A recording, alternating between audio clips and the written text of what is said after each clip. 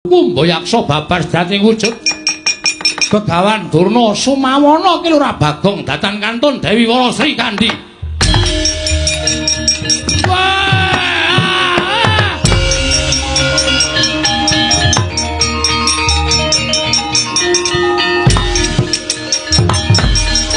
Wah, kok wes to.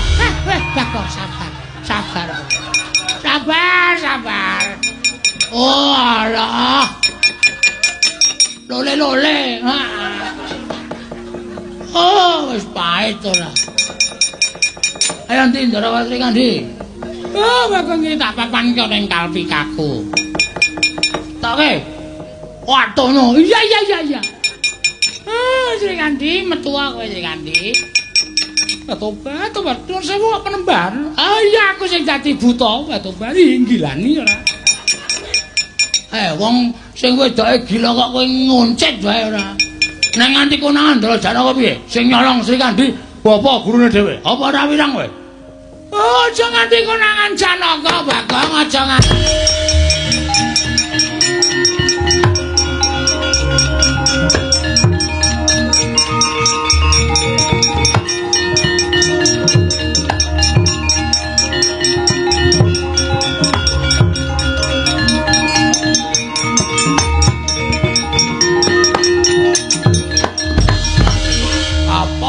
Mlumpuk dadi siji wae.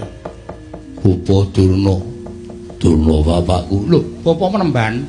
Inggih nggih Riya Janaka Werkudara iya. Kok wonten mriki?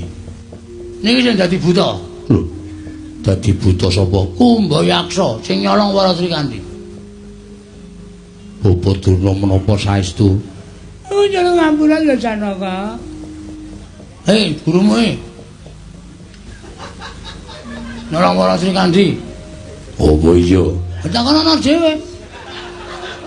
Apa iya Durna bapakku? Iya mung golek kegiatan kok. Golek kegiatan kok kaya ngono ora. Semangkean. Aduh mati aku Janaka. Wonten ta? Aku njaluk ngapura ya, Nggen. Bapak Durna mboten dados menapa? Prabu Ndarawati kula nyuwun ngapunten. Nggih, pinjaman sampun dipun wangsuli menika mboten prayogi bawa neban. Oh nggih, Ndara. Nggih. Nyuwun ngapura ya, Ndara. Yo. Bagong aku tak mulih ya. Perjanjiane? Perjanjian apa? Ora apa? Ora kok.